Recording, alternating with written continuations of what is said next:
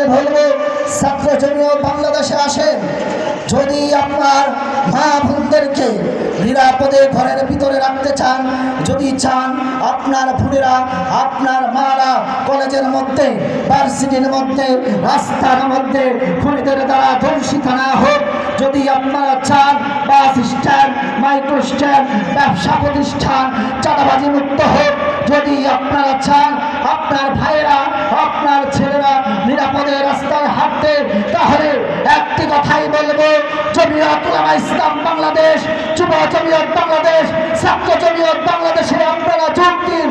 আমরা 100% গ্যারান্টি দিয়ে বলতে পারি, যদি আমরা ক্ষমতায় আসি বাংলাদেশ থেকে চাঁদাবাজি মুক্ত করব।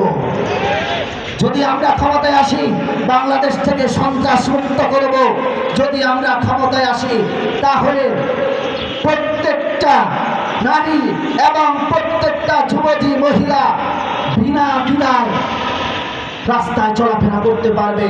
তাদের দিকে কেউ চোখ তুলে তাকাবে না, এটা নিরাপত্তা আমরা দেব।